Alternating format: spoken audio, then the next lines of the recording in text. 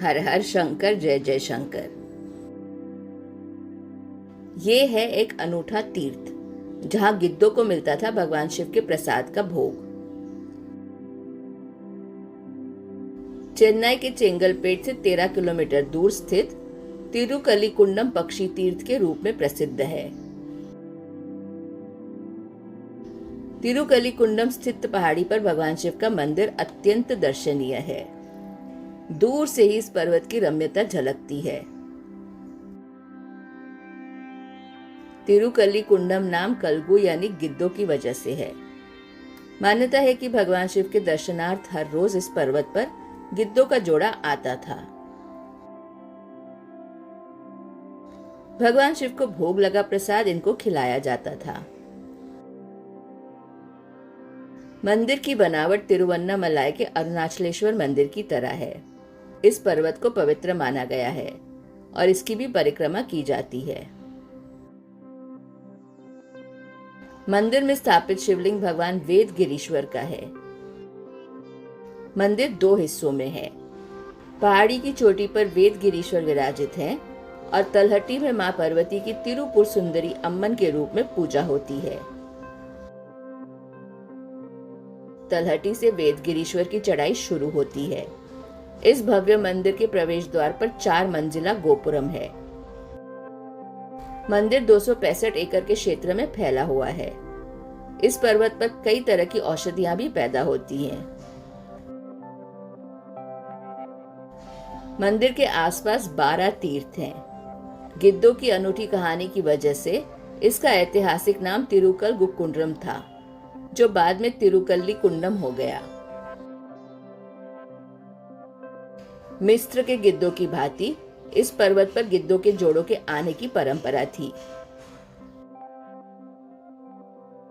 पर्वत पर चिन्हित एक जगह पर मंदिर के पुजारी इन गिद्धों को दोपहर का भोजन कराते थे, जिसमें चावल, गेहूं, घी और शक्कर होता था। पिछले 1 दशक से इन गिद्धों का आना बंद हो चुका है। कहा जाता है कि पापियों की संख्या बढ़ जाने की वजह से इनका आना रुक गया है। अंतिम बार जोड़े रूप में गिद्धों को 1998 में देखा गया था।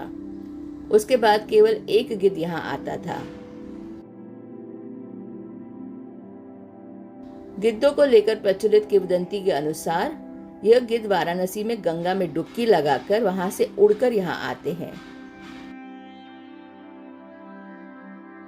दोपहर को मंदिर के पुजारी उनको भोजन कराते हैं। फिर वे रामेश्वरम जाते और रात चिदंबरम में बिताते हैं। अगली सुबह उड़कर वे फिर वाराणसी जाकर गंगा स्नान करते हैं। कथा के अनुसार सदियों पहले 4 गिद्धों के जोड़े थे। ये 4 जोड़े 8 मुनियों के प्रतीक थे, जिनको भगवान शिव ने श्राप दिया था। हर एक युग में एक जोड़ा गायब होता चला गया। इस स्थल को उत्तरकोड़ी, नंदीपुरी, इंद्रपुरी, नारायणपुरी, ब्रह्मपुरी, दिनकरपुरी और मुनिज्ञानपुरी नाम से भी जाना जाता था।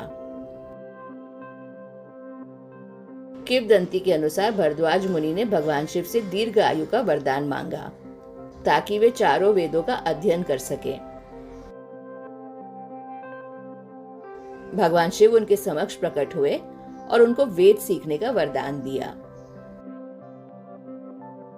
भगवान शिव ने इसके लिए 3 पर्वतों का निर्माण किया, जो ऋग, यजुर और सामवेद के प्रतीक हैं, जबकि अथर्ववेद रूपी पर्वत से वे स्वयं प्रकट हुए।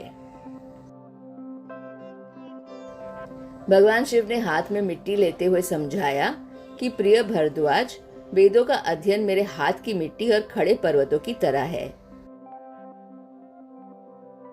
अगर वेद सीखने के लिए तुम दीर्घ आयु होना चाहते हो, लेकिन ये समझ लो कि सीखने का क्रम कभी समाप्त नहीं होता और इससे मोक्ष की प्राप्ति भी नहीं होती।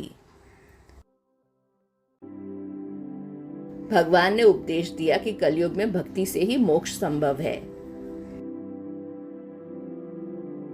यह भी मान्यता है कि वेद गिरीश्वर का जो मंदिर जिस पर्वत पर है वह वेदों का स्वरूप है।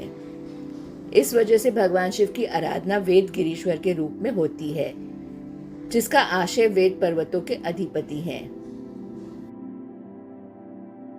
भगवान शिव के मंदिर में होने वाले सभी अनुष्ठान इस मंदिर में दिखाई पड़ते हैं। पूर्णिमा के दिन हजारों की संख्या में लोग पूरे पर्वत की परिक्रमा लगाते हैं।